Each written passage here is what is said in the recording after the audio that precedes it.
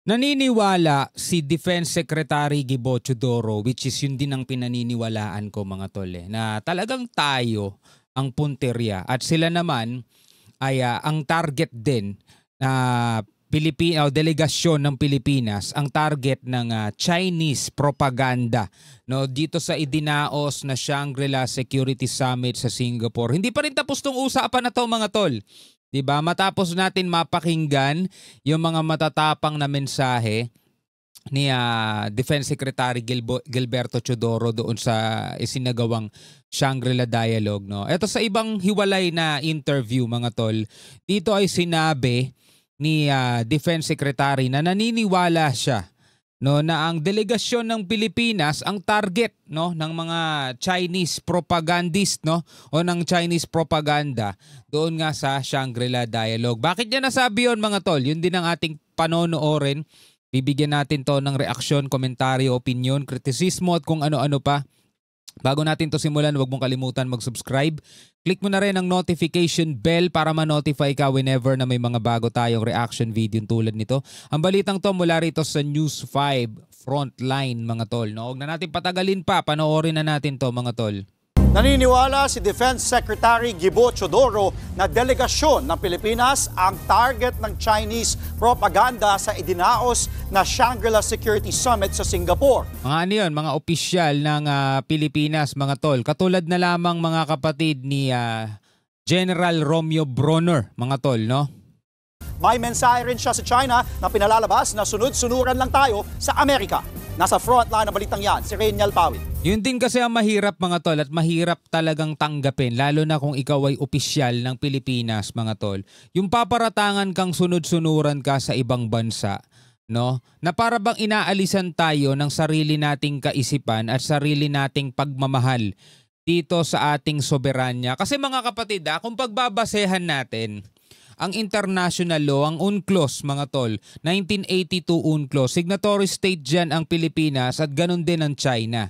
So kung tayo mga tol ay mga signatory state dyan, dapat nagkakasundo tayo at iginagalang natin at sinusunod natin yung mga tuntunin. No, yung mga pinag-usapan, mga pinagkasunduan dyan sa United Nations Convention on the Law of the Sea, Batas Karagatan. Diba? Yun nga lang kasi mga tol, ang China ang numero unong bansa mga tol na hindi kumikilala at hindi rumirespeto dito sa UNCLOS. Ginagamit din naman nila ang UNCLOS pero hindi nila sinusunod yan.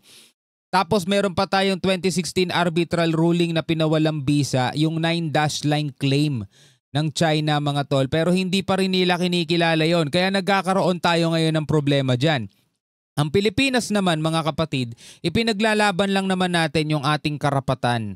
Diba na magkaroon ng right to access dito sa mga resources dito. Diba ma-explore, ma-exploit natin itong ating karagatan, yung mga resources natin dyan, mga langis, mga gas, natural gas, diba mga yamang dagat tulad ng mga isda.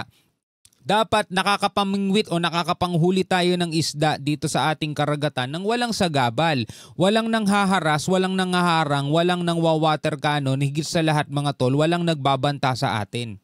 Diba? Pero lahat ng yan mga kapatid kasi ay pinalalabas ng China na kaya lang naman natin ipinaglalaban itong ating soberanya dahil utos lang ng Amerika. Diba? Ganon tayo mga tol maliitin. Ganon tayo tratuhin mga tol at maliitin ng China. Kaya nakakapikon talaga. To our Chinese interlocutors, thank you for the propaganda spills disguised as questions. Matapos tablahin ni Defense Secretary Gibo Teodoro ang anyay propaganda question ng Chinese official sa katatapos na Shangri-La Dialogue sa Singapore, sinabi ng kalihim na tila sila ni AFP Chief of Staff Romeo Bronner ang sinadyang kuyugin ng mga Chinese reporters sa forum. Umpisa pa lang daw kasi ng summit, sila ang madalas binubuntutan ng Chinese press. Sinusundan sila eh. Binubuntutan sila mga tol. Wala rin naman kasing ibang bansa mga tol ang nakakatuligsa talaga ng nakakabanggaan ng China rito. Pilipinas lang. Kasi Pilipinas lang din naman talaga ang pinupuntiryatin na target nila. Hindi nila kayang gawin yan sa ibang bansa eh. Dito sila sa Pilipinas mga tol. At saka Pilipinas lang din naman kasi yung talagang pumapalag sa kanila. Kami lang ni General Bronner ang tinarget sa lahat ng mga delegado sa mahigit 60 countries. Pag may mga meeting ako, kasi sunod-sunod, sagaran talaga yung meeting at saka interview. So minsan sa lobby na lang. Hindi naman sila lumalapit pero binivideo ko. Grabe, no? Di ba?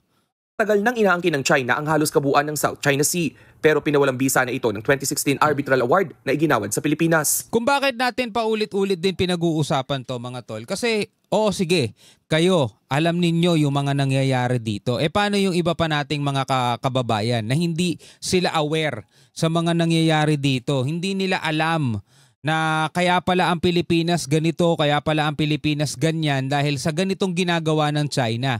Ang akala nung iba mga tol, tayo ay gusto lang talaga makipag-away, ang gusto lang talaga natin manggulo mga tol. Alam niyo yon, may mga Pilipino kasi tayo, aminin niyo man o hindi, may mga kababayan tayong panatiko kasi ng ibang mga politiko na sobrang lapit ng loob dito sa China. Hindi naman natin inaaway, don't get me wrong mga tol, hindi natin inaaway ang kanilang lahi o ang kanilang nationality.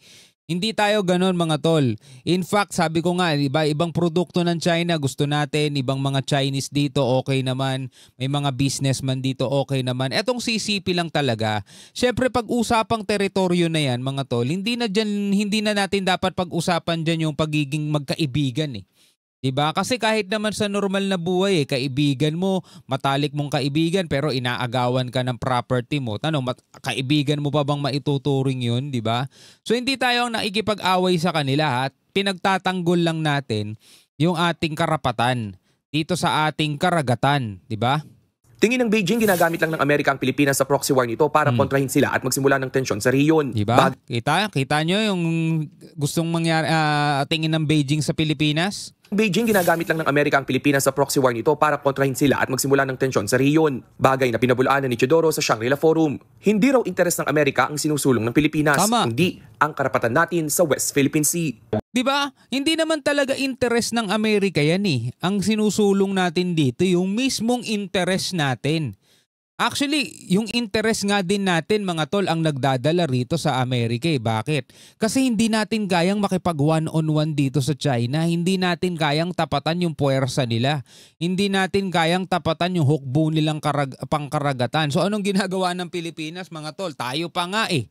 Diba? Tayo pa nga ang ginagamit natin ng interest natin para mapuntahin pa rito, hindi lang Amerika, not just Amerika mga tol, pati mga ibang bansa para magkaroon tayo ng sapat na kakampi o sapat na resback. Kasi kung tayo lang mga tol, matagal na tayong talagang binalibag ng China dyan sa karagatan na yan. Pero dahil nga yung interest natin ang ating sinusulong dyan, diba? Nagtatawag tayo ng iba't ibang mga kakampi natin. Lahat ng mga bansa na pumapabor o nag-a-agree sa ipinaglalaban ng Pilipinas, hanggat maaari mga tol, makasama natin silang maglayag, makasama natin silang ipakita yung presensya natin dito sa West Philippine Sea. Kaya kung sinasabi ng China na ginagamit lang ng Amerika ang Pilipinas para isulong yung kanilang interes, baliktad . Diba? Lumalabas nga mga tol, tayo pa ang gumagamit sa puwersa ng Amerika para ipakita sa China na handa tayong isulong yung ating karapatan dito. Kasi kung puwersa lang natin, diba? Wala tayong magagawa diyan. I would like to reiterate that the Philippine position on the West Philippine Sea is not a function of Sino-American strategic rivalry. Instead, it is caused, no doubt, by the overreach of the Chinese Communist Party. Nagbabalita mula sa frontline, Rainier. Diba? Napakalinaw mga tol. Napakalinaw. Kung bakit natin pinag-uusapan to, baka kasi yung ibang mga Pilipino, baka kasi ibang mga kababayan natin, maging ganun din ang tingin. Diba? Nakikita naman natin may mga nagrarally dyan, may mga nagwewelga, gusto nilang palayasin ng Amerika, gusto nilang palayasin ng Japan, hinihila raw tayo ng Amerika sa kagera, hinihila daw tayo ng Japan, at dapat daw pagbayarin natin ng Japan sa ginawa nila sa atin nung Second World War. Diba? Well, mga tol, ibang usapan kasi yung mga bagay na yun . Pero kung pag-uusapan natin, hinihila tayo sa gera, ginagamit pa nga natin yung puwersa nila para hindi magkaroon ng gera. Ginagamit natin bilang deterrence yun mga tol, yung mga sandatan nila, yung mga puwersa nila. Kasi ulitin ko mga tol, kung puwersa lang natin ang ihaharap natin sa China, wala, tatapakan lang tayo niyan, di ba? Biruin mo naman, nalamangan pa ng China ang Amerika sa hukbong sandatahan ng naval forces nila. Sila may pinakamalaking naval forces sa buong mundo. Nahigitan pa nila diyan ng Amerika. O ano pa kaya tayo mga tol? 'Di ba? Langgam lang tayo diyan, higanting bansa yan. Kaya kung tayo lang, puwersa lang natin ang itatapat natin diyan, wala. Walang mangyayari dyan. Kaya nga tayo humihingi ng suporta. Australia, Canada, sa Europa, di ba? Sa EU, European Union, sa US, meron tayong Mutual Defense Treaty, sa Japan, sa Korea. Lahat yan mga tol, di ba? Kaya nga tayo nakikipagpulong dito sa Shangri-La Dialogue para maipaalam din natin sa maraming bansa at mas marami pa tayong makuhang nakikisimpatya sa ipinaglalaban ng Pilipinas. Sa madaling salita, no, para sa mga kababayan natin, hindi tayo ang ginagamit ng Amerika. Nandiyan nga sila para sumuporta sa atin eh. 'Di ba? Nadadala lang kayo ng propaganda nitong mga to, nitong CCP. Anyway, bilang mga Pilipino, ano masasabi niyo diyan? Comment na lamang kayo sa ibaba. Hanggang sa muli, ako nga pala si Shobaldi. Peace out.